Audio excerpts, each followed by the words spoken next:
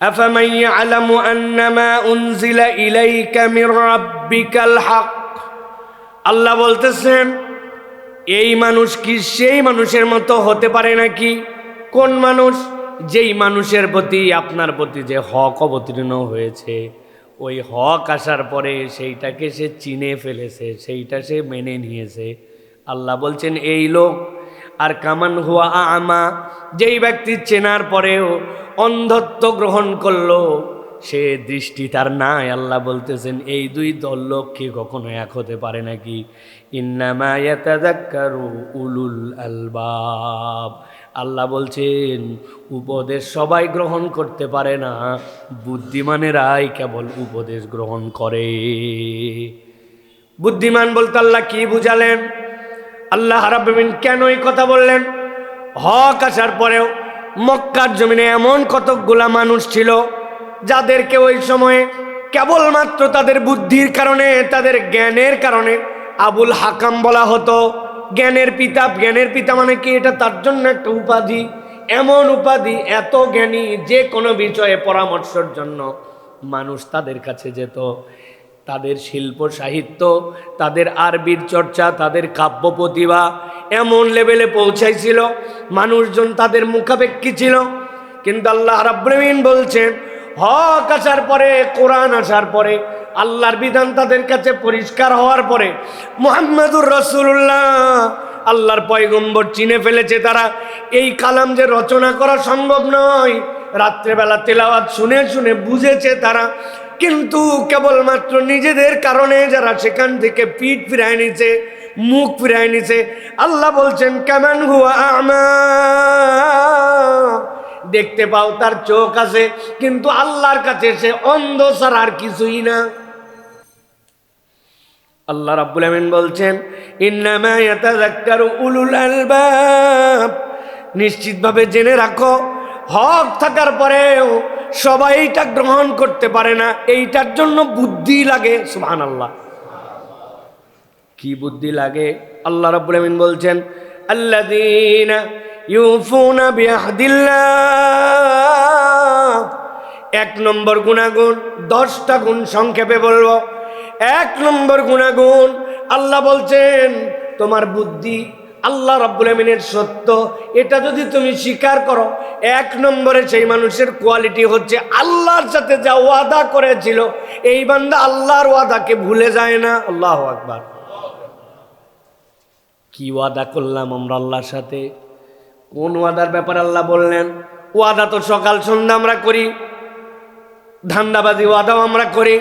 সামনে রমজান আসতেছে, ভাই নামাজ ধরেন না যে আপনি? এই রমজান থেকে শুরু করছি দেখেন, একবার খালি উমরায় যায় আর হজে যায় মানুষ, আর আমি আগেরটা থাকবো না। মেয়ের বিয়েটা খালি দেই, দেখেন কেমনে পরিবর্তন হওয়া লাগে। আল্লাহর সাথে সকাল সন্ধ্যা ওয়াদা করে, নানান ধরনের অপেক্ষা আল্লাহকে করায়। আল্লাহ বলতেছেন এইটা কিন্তু মূল ওয়াদার সাথে তোমার ওয়াদার মিল নাই। তুমি আল্লাহর কাছে কি ওয়াদা করছিলে?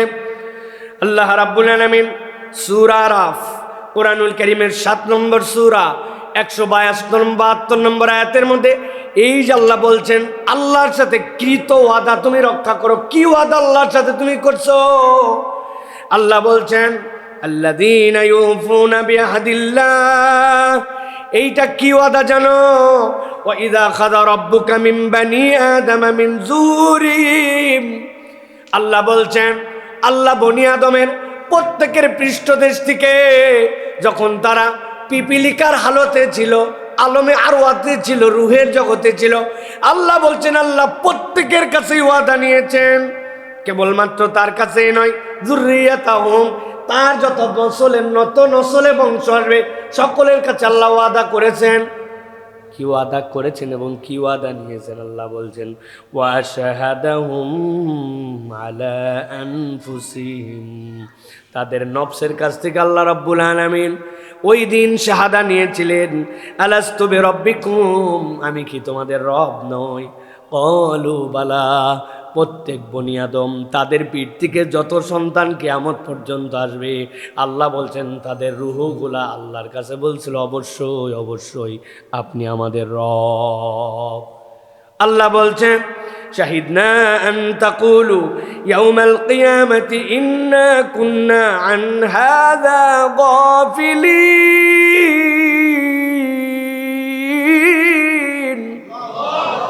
কিয়ামতের দিনে আবার দাঁড় করানো হবে। ডানে দৌড় দিলি যে, বামে দৌড় দিলি যে, আল্লাহর কথা না শুনে ঘোরাফেরা করলি যে, রব হিসেবে আল্লাহকে মানলি না যে, আল্লাহ বলেন সবগুলাকে দাঁড় করানো হবে, স্মরণ করায় দেওয়া হবে। প্রত্যেকটা রূপ, প্রত্যেকটা আত্মা সত্য সন্ধানী। কেবল তুমি মাত্র তোমার নফস দ্বারা পরিচালিত এলোমেলো করেছ। আল্লাহ বলছেন দাঁড় করায় জিজ্ঞাসা করা হবে ওই দিন। তখন তারা সবাই আমার নিজেরাই বলবে, আল্লাহ আমরা সত্যি সত্যি এই স্বীকারোক্তি দিয়েছিলাম, কিন্তু আজকে আমরা গাফেল, কেননা আমরা আমাদের স্বীকারোক্তিকে আমরা ভুলে গেছিলাম। আল্লাহ বলছেন আমি কোরআনের মাধ্যমে, নবীর মাধ্যমে, তুমি তো জানতে না, তোমার স্মৃতিতে সেইটা নাই, কিন্তু আমি আল্লাহ তোমাকে সবগুলা বুঝায় জানাই দিয়ে রাখলাম। তুমি যদি উলুল আলবাব হও, বুদ্ধিমান হও, তোমার 1 নম্বর গুণাগুণ হবে আল্লাহর সাথে রুবুবিয়াতের যে স্বীকারোক্তি ছিল ওই স্বীকারোক্তির ব্যাপারে অটল অবিচল থাকা। আল্লাহ এই জায়গায় অন্য কোনো শব্দ ব্যবহার না করে কেন রব বলেছেন আল্লাহকে, এইটার ব্যাখ্যাও মুফাসসিরিনে কেরাম বিস্তারিত করেছেন। আল্লাহ তো তিনি যিনি একটা সৃষ্টিকে কেবল সৃষ্টি করে ছেড়ে দেন না, ছোট থেকে সেটাকে পূর্ণতা দেন, সব সময় যিনি দেখভাল করতে পারেন তিনি হচ্ছেন রব, তিনি হচ্ছেন আল্লাহ। সব যিনি দেখভাল করছেন তিনি হচ্ছেন আল্লাহ। আল্লাহ এই জন্য বলছেন 1 নম্বর তোমাদের জন্য বুদ্ধিমানের পরিচয় যে তুমি যদি আল্লাহ রাব্বুল আলামিনের এই সত্যকে স্বীকার করো, হক যদি চিনে ফেলো, তাহলে তুমি তোমার প্রতিশ্রুতির উপরে অটল অবিচল থাকবা, তুমি ডানে বামে দৌড়াবা না। কোরআনুল কারীম আমাদেরকে বলছে দুনিয়াতে মানুষ হচ্ছে 2 ধরনের। এক ধরনের মানুষ হুঁশে আছে, জ্ঞানে আছে, কিন্তু আল্লাহ রাব্বুল আমিনের কাছে এই মানুষগুলা জীবিত থাকার পরে এইগুলা হুঁশে নাই, এইগুলা মরার মতো, এইগুলার জ্ঞান নাই, যদিও অনেক দক্ষতা পৃথিবী ফাটায় ফেলতেছে। আল্লাহ রাব্বুল আমিন বলছেন এই মানুষগুলাকে কেন জ্ঞান নাই বললাম জানো নাকি? আল্লাহ সূরা হাসরের ভিতরে ব্যাখ্যা করেছেন 20 নম্বর আয়াতে কারিমার থেকে, লা ইয়াস্তাউই আসহাবুন নারি ওয়া আসহাবুল জান্নাহ আসহাবুল জান্নাতি হুমুল ফাইজুন। 2 ধরনের লোকই আছে। এক ধরনের লোক চলতেছে, অন্য ধরনের লোক চলছে। আল্লাহ বলছেন একজনের গতিপথ হচ্ছে জান্নাতের দিকে, আরেকজনের গতিপথ হচ্ছে জাহান্নামের দিকে। 2 জনেরই পা, 2 জনেরই চোখ, 2 জনেরই আকল আছে, বাহ্য দৃষ্টিতে দেখা যায়।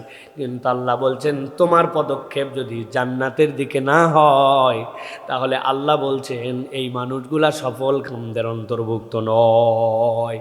নবীকে আল্লাহ বলছেন আপনি জিজ্ঞাসা করেন, কুল হাল ইয়াস্তাবিল্লাযীনা ইয়ালামুনা ওয়াল্লাযীনা লা ইয়ালামুন। দুনিয়াতে জানে যে আর জানে না যে এই 2 দল কি এক নাকি? আপনি বলবেন হুজুর আমি ডাক্তার, আমি ইঞ্জিনিয়ার, দুনিয়ার হেন কেন জ্ঞান নাই আমার কাছে নাই, আমি বিখ্যাত অমুক বিশেষজ্ঞ তমুক বিশেষজ্ঞ। আল্লাহ বলছেন এইগুলা কোনোটাই না জানা নয়, এইগুলাও জানা। তবে কুল হাল ইয়াস্তাবিল্লাযীনা ইয়ালামুন, এই এলেম কোনটা? যেই এলেমের দ্বারা তুমি সফলতার রাস্তা চিনো, যেই এলেম তোমাকে তোমার রবের কাছে নিমজ্জিত করে দেয়, যেই এলেমের দ্বারা তুমি তোমার আল্লাহর ওয়াদাগুলাকে মনে রাখতে পারো, যেই এলেম তোমাকে ঈমান চিনায়, তোমার আল্লাহ চিনায়, ওইটা হচ্ছে তোমার জন্য জ্ঞানের পরিচয়। তুমি তখন সজ্ঞান। সব জ্ঞান আছে, আল্লাহ চেনে না, ইসলাম চেনে না, জান্নাতের পথ চেনে না। আল্লাহ বলতেছেন তুমি দেখতে সজ্ঞান হলেও আল্লাহর কাছে অজ্ঞান ছাড়া কিছুই না। এই জন্য আল্লাহ রাব্বুল আমিন বলছেন ওই মানুষগুলার 2 নম্বর বুদ্ধিমান যদি পরিচয় হয়, 2 নম্বর তার গুণাগুণ কি হবে? আল্লাহ বলছেন ওয়ালা ইয়ানকুযুনাল মিসাক,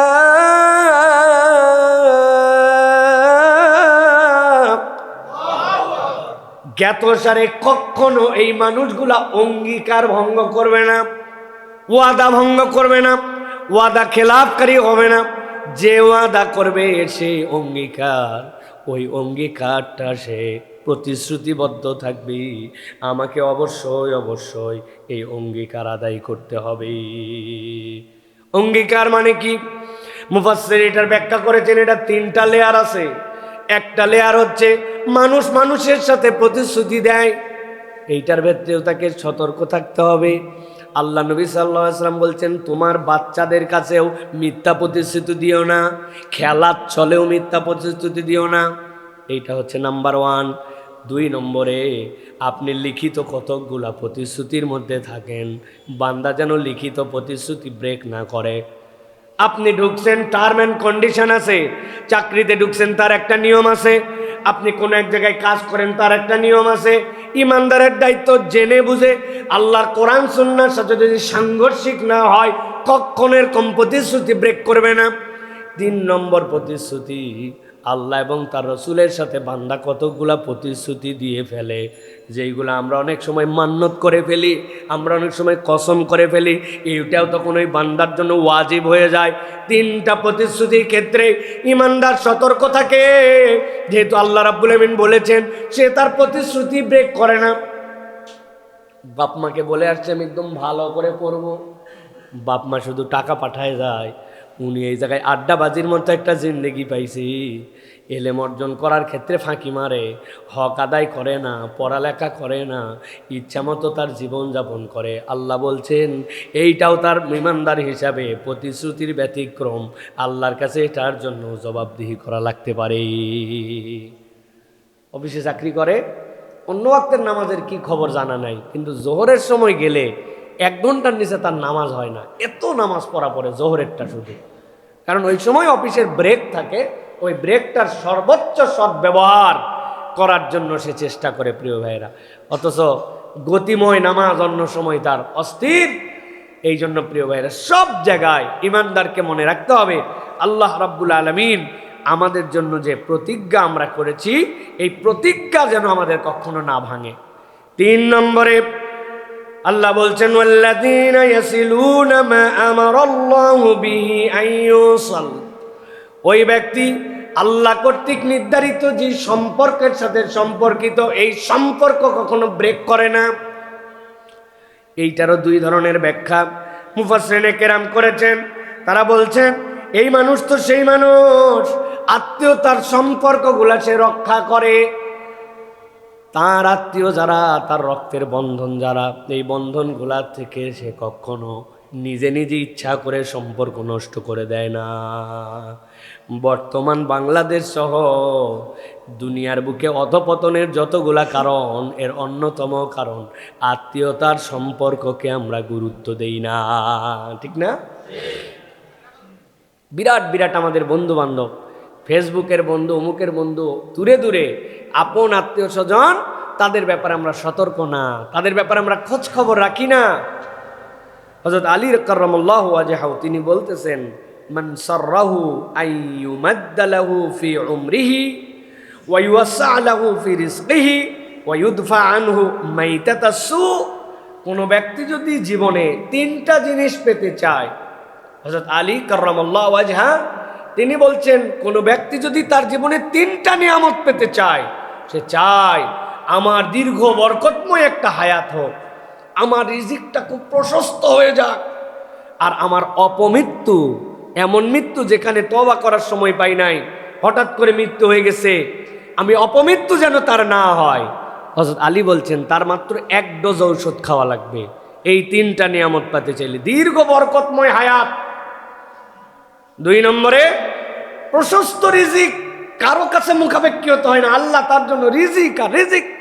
আর 3 নম্বরে সে যদি তার জীবনে অপমৃত্যু, যেটা আমরা বলি যে মৃত্যুটা সে প্রত্যাশা করে না, এরকম একটা মৃত্যু হয়ে গেছে, অ্যাক্সিডেন্টে মৃত্যু হয়ে গেছে, আগুনে পুড়ে চলে গেছে, মৃত্যু তো মৃত্যুই, কিন্তু এই মৃত্যু কেউ প্রত্যাশা করে না, এটা যদি না চায়, তিনি বলতেছেন ফালিয়াত্তাকিল্লাহ ওয়াল ইয়াসিল রাহিমাহ, সে যেন আল্লাহকে ভয় করে তার আত্মীয়তার সম্পর্কটা ঠিক রাখে। যদি আত্মীয়তার সম্পর্ক ঠিক রাখে, রেহেমের সম্পর্ক ঠিক রাখে, আল্লাহকে ভয় করে, হযরত আলী বলছেন তার এই তিনটা জিনিস আল্লাহ তার জীবনে অফুরন্ত করে দিবেন, আর তার অপমৃত্যু থেকে আল্লাহ তাকে বাঁচাই দিবেন। সুবহানাল্লাহ বিহামদি।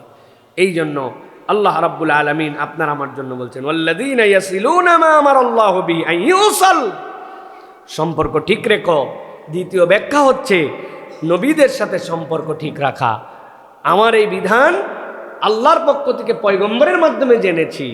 আল্লাহ রাসূল সাল্লাল্লাহু আলাইহি ওয়াসাল্লাম আমাদের ইবাদতের মডেল। আল্লাহ যা বলছেন তা মানি, কিন্তু এটা মানি কিভাবে? মানি তো আমার হাবিব সাল্লাল্লাহু আলাইহি ওয়াসাল্লাম যেভাবে দেখাই দিয়ে গেছেন ওইভাবে মানি। এই সম্পর্কটা ঠিক রাখা। আপনি পণ্ডিতি করে নবী যেটা করে নাই ওইটা আপনি করেন, নবী যেটা করতে বলেছেন ওইটা আপনার মনের মধ্যে লাগে না, তাহলে সম্পর্কটা ঠিক থাকলো না। এই জন্য এই সম্পর্কটা আমাদেরকে ঠিক রাখতে হবে।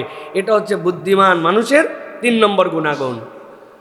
ঐতিহাসিক একটা বর্ণনা আসছে, ইউসুফ ইবনে মেহরান তিনি বলতেছেন যে একবার পারস্যের সম্রাট, সে তখন হযরতে মুয়াবিয়া রাদিয়াল্লাহু তাআলা আনহু তখন খেলাফতের আসনে আছেন। মুয়াবিয়া রাদিয়াল্লাহু তাআলা আমিরুল মুমিনিন তখন তার কাছে বলল পরীক্ষা করার জন্য যে এরা নাকি বলছে এরা ওহীপ্রাপ্ত দলের অনুসারী, এরা নাকি বলছে এরা কোরাইশি, তা আমি তোমার কাছে 60টা প্রশ্ন পাঠাবো, এই 60টা প্রশ্নের উত্তর দিলে বুঝবো যে তোমরা সত্যি সত্যি নেতৃত্বের যোগ্যতায় আসো কিনা, বুদ্ধিমান তোমরা কিনা।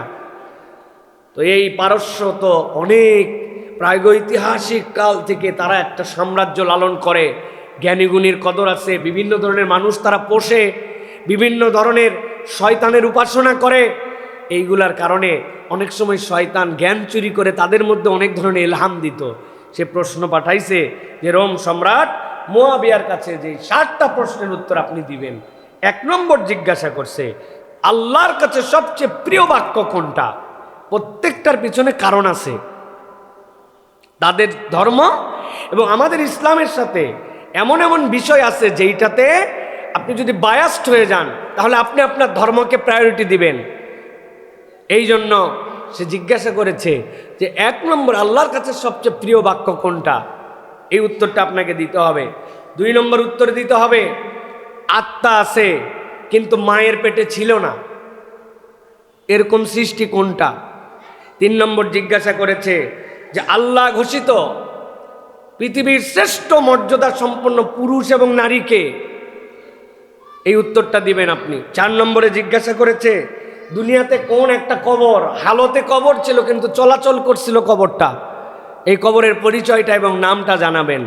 5 নম্বরে জিজ্ঞাসা করছে একবার মাত্র দুনিয়াতে সূর্যের আলো পড়ছে, আর কখনো এই জায়গাতে সূর্যের আলো আসা সম্ভব নয়, জায়গাটা এবং স্থানের নামটা বলে দিতে হবে। 6 নম্বরে জিজ্ঞাসা করেছে যে কাউস কুজা এটা কিসের নাম, কাউস কুজা কাকে বলা হয়। সর্বশেষ বলছে যে মাজরাবা এটার মানে কি, এইটা আপনারা উত্তর দিবেন। এখন হযরত মুয়াবিয়া রাদিয়াল্লাহু তাআলা আনহু তখন বলছেন যে পরিষদের কাছে যে প্রশ্নগুলা দিয়েছে উত্তর কম বেশি আমরা দিয়ে দিতে পারি, কিন্তু প্রত্যেকটা প্রশ্নের পেছনে কিছু তাত্ত্বিকতা আছে, যে এমন ইউনিভার্সাল উত্তর থাকবে যে উত্তরটা সত্যি একটা হিকমাপূর্ণ উত্তর হয়। তখন তিনি ইবনে আব্বাস রাদিয়াল্লাহু তাআলা আনহুকে ডেকেছেন, ইবনে আব্বাস এই প্রশ্নগুলো এসেছে কি উত্তর দেওয়া যায়। তখন ইবনে আব্বাস রাদিয়াল্লাহু তাআলা লিখে দিয়েছেন, ইউসুফ ইবনে মেহরান থেকে সেটার বর্ণনা আসছে। তিনি বলছেন 1 নম্বরটা লেখেন আল্লাহর কাছে সবচেয়ে প্রিয় বাক্য হচ্ছে সুবহানাল্লাহি ওয়াল হামদুলিল্লাহি ওয়া লা ইলাহা ইল্লাল্লাহ। আল্লাহর কাছে এর থেকে প্রিয় কোনো বাক্য নাই। বান্দা যখন এইটা পড়ে আল্লাহ রাব্বুল আলামিন খুশি হয়ে যান। সুবহানাল্লাহ। এর মধ্যে কি আছে? সুবহানাল্লাহ আল্লাহর পবিত্রতা, আল্লাহর প্রশংসা এবং কালেমা লা ইলাহা ইল্লাল্লাহ এর মধ্যে ঢুকানো আছে। এমন একটা মায়ের প্যাঁচ আছে এর মধ্যে, এই কথার মধ্যে, যে তারা তো মাজুস, তারা তো খ্রিস্টান, কিন্তু তারাও এটাকে অস্বীকার করতে পারবে না। 1 নম্বর উত্তর। 2 নম্বরে আত্মা আছে কিন্তু মায়ের পেটে ছিল না, বলে এটা তো হযরত আদম আলাইহিস সালাম, আল্লাহ আত্মা ফুৎকার দিয়েছেন। হযরত হাওয়া আলাইহিস সালাম আল্লাহ আত্মা ফুৎকার করে দিয়েছেন, কিন্তু এই 2 জনকে আল্লাহ মায়ের পেটে রাখেন নাই। আল্লাহ রাব্বুল আমিনের বান্দায় উত্তর লিখে দিয়েছেন। 3 নম্বরে জিজ্ঞাসা করছে, আল্লাহ ঘোষিত মর্যাদাপূর্ণ পুরুষ এবং নারীর নাম কি? আপনার আমার কাছে জিজ্ঞাসা করলে আমরা বলে দিতাম হয়তো একটা, কিন্তু উনি মাথা কাটায় উত্তর দিছেন, এমন উত্তর যেই উত্তরটা তাদের কাছে যেভাবে চাইছিল সেভাবে হয়েছে। তিনি বলছেন আল্লাহর কাছে মর্যাদাপূর্ণ, সবচেয়ে মর্যাদাপূর্ণ পুরুষের নাম হচ্ছে আদম। ও আল্লামা আদামাল আসমা কুল্লাহা। আপনি বলতে পারেন মুহাম্মদুর রাসূলুল্লাহ সাল্লাল্লাহু আলাইহি সাল্লাম অবশ্যই নবীজি মর্যাদাপূর্ণ, কিন্তু আল্লাহ নবী তো আদমের সন্তান। যেভাবে যার জন্য উত্তর দেওয়া লাগবে, আল্লাহ নবীকে এই জায়গায় ছোট করা হয় না, বরং আল্লাহ নবীর পিতা যদি আদম আলাইহিস সালাম হন, তাহলে তার মর্যাদা আল্লাহ রাব্বুল আমিন আসমানে উঠাইছেন, এর দ্বারা মর্যাদা মুহাম্মদ সাল্লাল্লাহু আলাইহি সাল্লামেরও বেড়ে যায়। বলছেন সবচেয়ে সম্মানিত নারীকে, বলছে তিনি হচ্ছেন হযরত মারিয়াম আলাইহিস সালাম। কেননা অনেক নারীর সম্মান আছে, কিন্তু আল্লাহ কোরআনে হযরত মারিয়ামের কথা নিজে বর্ণনা করেছেন। 4 নম্বরে জিজ্ঞাসা করছে কোন কবর চলাচল করেছিল? আল্লাহ নবী সাল্লাল্লাহু আলাইহি সাল্লাম থেকে আমরা জানি একটাই কবর দুনিয়াতে চলেছে, আর আল্লাহর কাছে ফরিয়াদ করেছে, লা ইলাহা ইল্লা আনতা সুবহানাকা ইন্নী কুনতু মিনাজ জালিমিন। হযরত ইউনূস পেটের মধ্যে ছিলেন, ওইটা তার জন্য হালতে কবর হয়ে গেছে, কিন্তু কবর তারে নিয়ে নড়াচড়া করছে।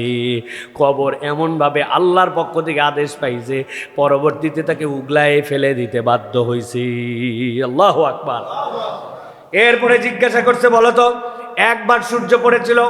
বলে একবার সূর্য পড়ছে কেবল এক জায়গায় নয়, 12 জায়গায় পড়ছিল দুনিয়ার বুকে। সূর্য তো অনেক জায়গায় পড়ে, আবার সূর্য তো এমন আছে কখনো সে জায়গায় নাও পড়তে পারে, কিন্তু সূর্য পড়ছিল একবার, এরপরে আর পড়ে নাই। প্রশ্নটা ক্রিটিক্যাল, কিন্তু তিনি বলছেন ওই যে সাইয়েদনা মূসা আলাইহিস সালাম, আল্লাহ বললেন কেমনে পার হব, বলে বাড়ি মারো। বাড়ি মারার সাথে 12টা রাস্তা হলো। ওই 12টা রাস্তার দিনের বেলা তখন আলো পড়ছে একবার, এরপরে ফেরাউন যখন আসছে একবারে তলায় গেছে, ওই আলো আর কখনো সেখানে যায় নাই। সূর্য আর মাটি দেখে নাই, আলো গেছে, সূর্য আর মাটি দেখে নাই। এরপরে তিনি বলছেন কাউস কুজা কি? বলছে যদিও পরিভাষা জটিল কিন্তু বিষয় সহজ। এটা হচ্ছে হিকমাপূর্ণ লোকেরা জানে। আকাশে যে রংধনু হয়, 7টা রং যে বিচ্ছুরণ হয়, এটা আলোর প্রতিবিম্বায়নে হয়। আলোর মধ্যে 7টা রঙই আছে, কিন্তু আমরা দেখতে পাই না, প্রতিবিম্বায়নের কারণে এটা দেখতে পাই। ওইটাকেই বলে কাউস কুজা। পার্সিয়ানরাই ভাষা ব্যবহার করত। এরপরে জিজ্ঞাসা করছে মাজরাবা কাকে বলে? বলে মাজরাবা দুনিয়ার কোনো রাস্তা নয়, আসমানে যেরকম চলে, আসমানের দুয়ার আছে, ওই দুয়ারে যাওয়ার জন্য দরজা আছে, ওইটা আমরা দেখি না, ফেরেশতারা দেখে। ফেরেশতাদের রাস্তা এবং আসমানের দরজাটার নাম হচ্ছে মাজরাবা। তাদের কাছে উত্তর পৌঁছানোর পরে তারা বলছে ঠিকঠাক মতো বলো, এই উত্তর কে লিখেছে, কে জানাইছে? সাথে সাথে বলা হয়েছে এটা অমুকে জানাইছে। সে স্বীকার করেছে। তখন আমাদের পূর্ববর্তী কিতাবের মধ্যেও লেখা ছিল আল আইম্মাতু মিন কুরাইশ, কুরাইশদের মধ্যে থেকে ইমামত আসবে, এই হিকমত আসবে। আল্লাহ রাব্বুল আমিন কুরাইশদের মধ্যে থেকে মুহাম্মদ সাল্লাল্লাহু আলাইহি ওয়াসাল্লামকে দিয়েছেন, তার উম্মতের মধ্যে থেকে জ্ঞানীরা ছাড়া এই উত্তর দেওয়া সম্ভব নয়। এইটা হচ্ছে বুদ্ধিমত্তার একটা অংশ, যে কোরআন ওয়ালা যদি হয়ে যায়, আল্লাহ রাব্বুল আলামিন তার মধ্যেই জ্ঞানগুলা দিয়ে দেন। এটার নাম বাসারাত।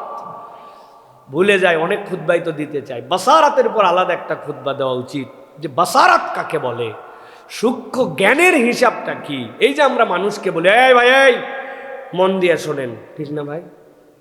মন দিয়ে কেমনে শোনে রে ভাই?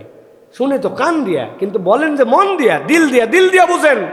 দিল দিয়ে কেমনে বোঝে? বোঝে তো ব্রেন দিয়ে, কিন্তু দিল দিয়ে কেমনে বোঝে? এগুলোর প্রত্যেকটার ব্যাখ্যা আছে। এটা হচ্ছে বাসারাত। এই বাসারাত কিভাবে হয় মানুষের মধ্যে, এইটার আলাদা হিসাব আছে প্রিয় ভাই। এই জন্য 3 নম্বর, এটা কিভাবে আসে জ্ঞানটা, আল্লাহ এবং তার রাসূলের সাথে সম্পর্ক ছেদ করা যাবে না। নবীর সাথে আপনার সম্পর্ক জুড়ায় রাখতে হবে। তিনি যেভাবে বলছেন কাজটা ওইভাবে করতে হবে। এই পণ্ডিতি করলে এই সুতাটা কেটে যায়। 4 নম্বরে ওয়ায়াকশাউনা রাব্বাহুম, আল্লাহ রাব্বুল আমিনকে ভয় করে চলে। এই ভয় করাটা এমনি এমনি নয়, আল্লাহকে ভয় করার ব্যাখ্যা আছে, সংক্ষেপে কেবল বলে দেয়। আল্লাহ ভীতি মানে এইটা, রব্বুল আলামিন আমাকে যা আদেশ করেন আমি সেইটা গ্রহণ করি, আর আল্লাহ রব্বুল আলামিন যা আমাকে নিষেধ করেন সেখান থেকে আমি দূরে থাকি, এটা হচ্ছে আল্লাহর ভয়। তুমি কি আল্লাহকে ভয় করো? আওয়াজ দিয়ে বলছে হ্যাঁ আল্লাহকে ভয় করি। আল্লাহকে ভয় করে কিন্তু ওয়াক্তের নামাজ পড়ে না, আল্লাহকে ভয় করে কিন্তু মিথ্যা কথা বলে, আল্লাহকে ভয় করে কিন্তু বন্ধু বান্ধব একসাথে বসলে গীবত গিল্লা করে। তার মানে আল্লাহ যা নিষেধ করেছেন আপনি সেইটা করেন, আবার আল্লাহকে ভয় করি বলি, এইটা বড় বেশি খতরনাক, বিরাট বড় বিপজ্জনক। এটা বোঝানোর জন্য আমি একটা ছোট উদাহরণ অনেক সময় দেই। এক লোক চুরি করছে একটা মুরগি, হ্যাঁ, ওই যে ট্রাকে করে মুরগি নিয়ে যাচ্ছে, টান্ডে বের করে একটা মুরগি চুরি করে ধরা পড়ছে। বলেন তো ভাই, যদি ধরা পড়ে এই চোর, তাহলে যারা আশপাশে আছে সুযোগ পাইলে গাড়িওয়ালা মুরগিওয়ালা এর পিটন দিবে কি দিবে না ভাই? মায়ের আছে না নাই? মায়ের আছে। চুরি করছিস আবার ধরা পড়ছিস, বেয়াদব। কিন্তু এই চোর যতটুক মার খাবে বুঝেন তো, আরেকটা চোর চুরি করছে পুলিশের ইউনিফর্ম পরে, একদম ফুল ড্রেস পরা চুরি করছে।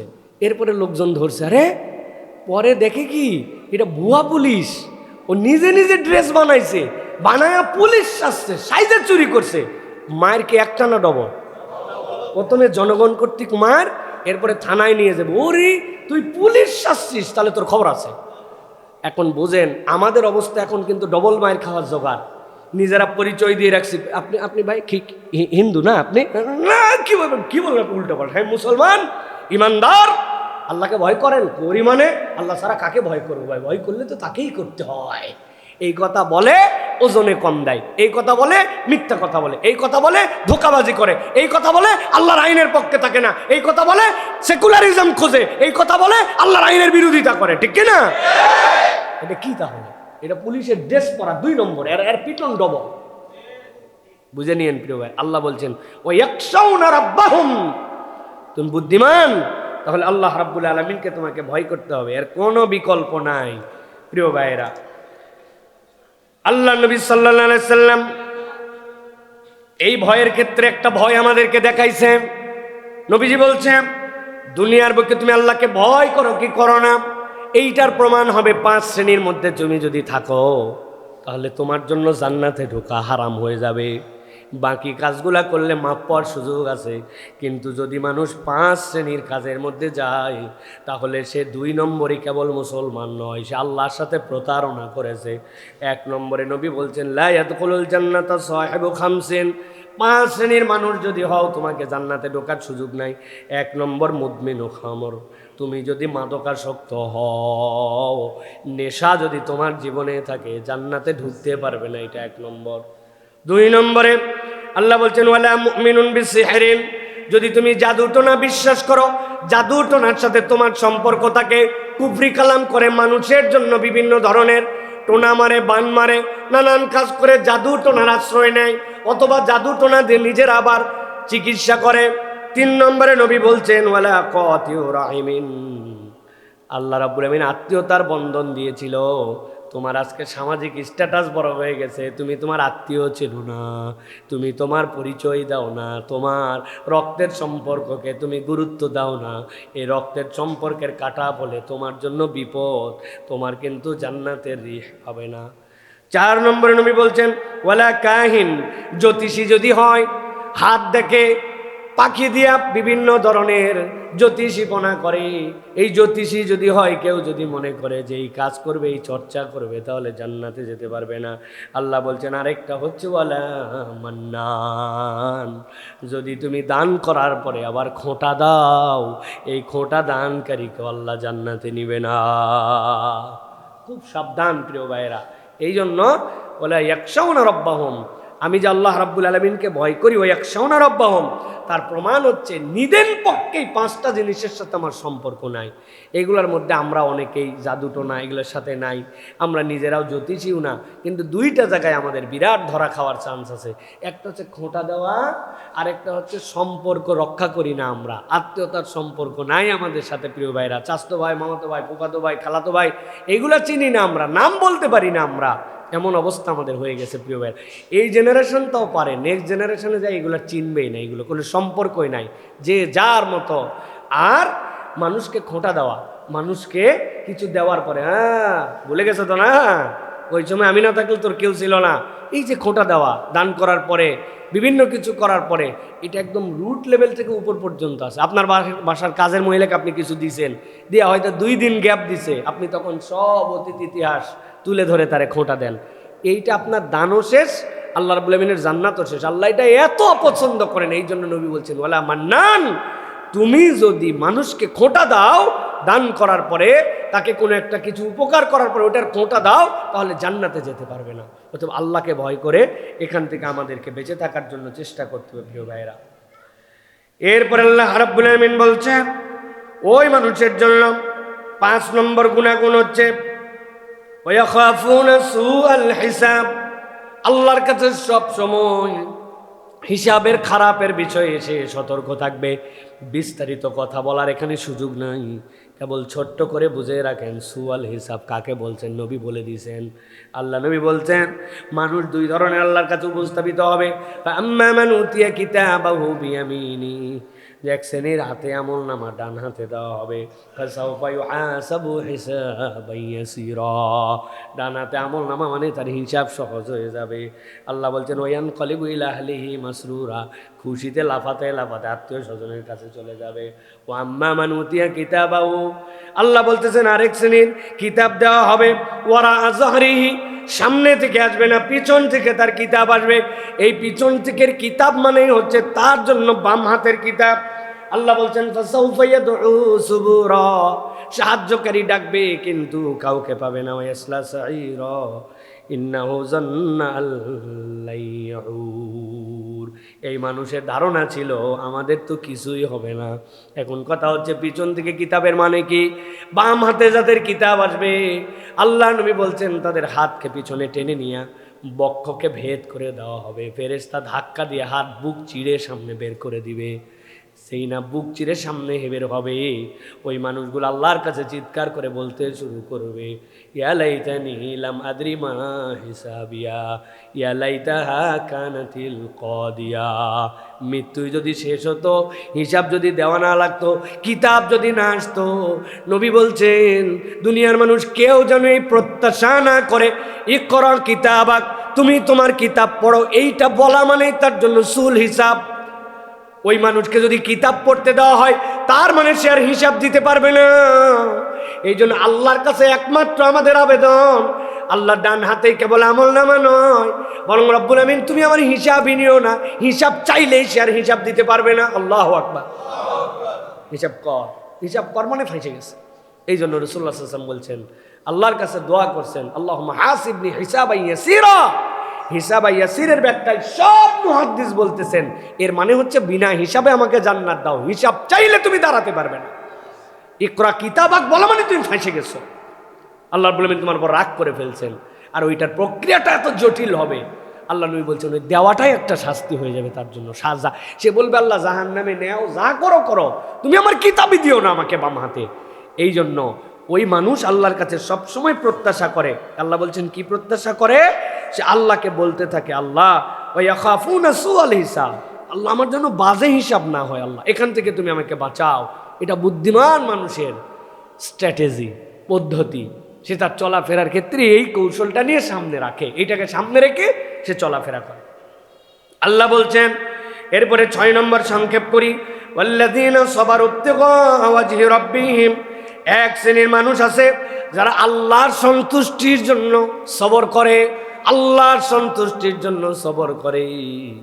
এই আয়াতে কারিমার পিছনে বিখ্যাত বিখ্যাত ঘটনা আছে। পরিবার নিয়ে প্রথম যারা ঈমান এনেছিলেন মক্কার বুকে, তিনি ছিলেন হযরতে আম্মারের বাবা ইয়াসার, আর হযরতে আম্মারের মা ছিলেন হযরতে সুমাইয়া। এই মানুষগুলা ব্যতিক্রম মানুষ ছিলেন।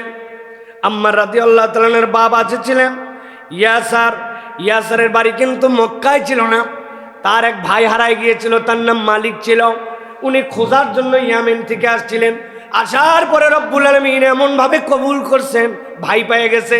ভাই পাওয়ার পরে সাথে সাথে এই ভাইকে পাওয়ার পরে উনি আরেক ভাই আসছে সাথে, তাকে দিয়ে বলছেন তোমরা 2 জন ইয়ামেনে ফেরত চলে যাও, মক্কা আমাকে ভালো লেগে গেছে, আমি মক্কা থেকে যাব না। মক্কায় থাকা 1 বছরের মধ্যে আল্লাহ নবী নবুয়তের ঘোষণা দিয়েছেন। অনেক লোকের কপালে ঈমান আনার সুযোগ হয় নাই, কিন্তু হযরতে সুমাইয়া রাদিয়াল্লাহু তাআলা আনহু, তিনি আবু হুযাইফা ইবনে মুগীরা, তার গোলাম ছিলেন, বান্দি ছিলেন আবু হুযাইফা ইবনুল মুগীরা। ওই বাড়িতে থাকা অবস্থাতেই হযরতে আম্মারের মা ঈমান এনে ফেলছেন। উনি তাকে স্বাধীন করে দিয়েছেন। স্বাধীন করে দেওয়ার পরে হযরত ইয়াসিরের সাথে তার বিবাহ দিয়ে দিয়েছেন। ইতিহাসে প্রথম ফ্যামিলি, স্বামী মুসলমান, স্ত্রী মুসলমান, সন্তান মুসলমান। হযরতে সুমাইয়াকে শাহাদত বরণ করতে হয়েছে, ইসলামের ইতিহাসে প্রথম শহীদ। এরপরে তাদের ফ্যামিলির প্রতি যে অত্যাচার, যে কষ্ট, তাদের কাছে এসে শুধু একটা কথাই বলতো, একবার বলো তোমরা ঈমান আনো নাই, ঈমান থেকে তোমরা দূরে সরে গেছো। এক সময় কষ্টের কারণে, তীব্র আযাবের কারণে ওনার দিলের মধ্যে ঈমান আছে, কিন্তু মুখে বলছেন ঠিক আছে যাও। বাকি লোকজন বললাম আম্মার তো বিগড়ায় গেছে আযাবের কারণে, দেখো উল্টাপাল্টা কথা বলছে। আল্লাহ রাব্বুল আলামিন আয়াতে কারিমা নাযিল করলেন, মান কাফারা বিল্লাহি মিন বাদি ঈমানিহি ইল্লা মান উকরিহা ওয়া কলবুহু মুতমাইন্নুম বিল ঈমান। আল্লাহ বলছেন কষ্টের কারণে, দুনিয়ার আযাবের কারণে, লোকের সামনে সে বলে না না আমি ঈমানের সাথে নাই, মুহাম্মদ সাল্লাল্লাহু আলাইহি ওয়াসাল্লামের সাথে নাই, কিন্তু মুতমাইন্নুম বিল ঈমান, তার অন্তরটা ঈমান দিয়ে ভরা, পর ঈমান দিয়ে তার অন্তরটা ভরপুর। সুবহানাল্লাহ। আল্লাহ বলছেন তার কোনো সমস্যা নাই। আমি আল্লাহ রাব্বুল আমিন তার ব্যাপারে বললাম, ওয়াল্লাযীনা সাবারু ইবতিগা ওয়াজহি রাব্বিহিম, তুমি যদি আল্লাহ রাব্বুল আমিনের জন্য, আল্লাহর সন্তুষ্টির জন্য সবর করো, আল্লাহ বলছেন এটা হচ্ছে বুদ্ধিমানের পরিচয়। সুবহানাল্লাহ। সুতরাং মানুষ অনেক সময় অনেক কাজ করে, স্টেটমেন্টটা তার থেকে নিয়ে তারপরে কথা বলা ভালো। দূর থেকে কোনো কথা বলে দিলে অনেক সময় বিপজ্জনক হয়ে যায়, কেননা সে কোন পরিবেশ পরিস্থিতিতে এটা বলেছে আমরা কিন্তু সব কিছু জানি না। এই জন্য দূর থেকে অনেক কথা শুনে সেটা বাজার দিয়ে দেওয়া, এটা আমাদের জন্য দায়িত্ব নয়।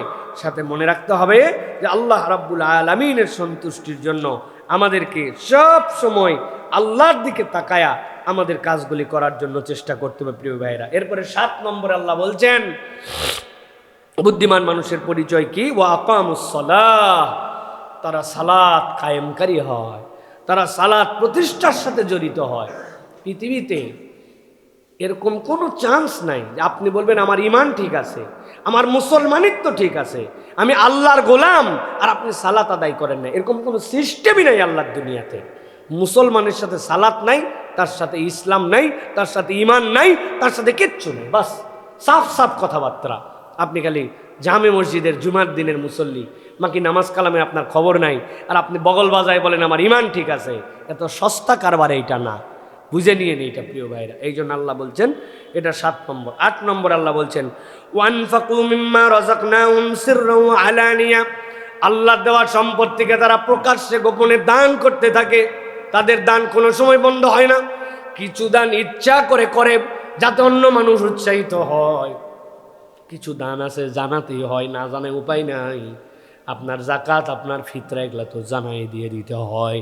কিন্তু ওই বান্দার জীবনে আবার কেবল প্রকাশিত দান নয়, কিছু অপ্রকাশিত দানও তার জীবনে আছে।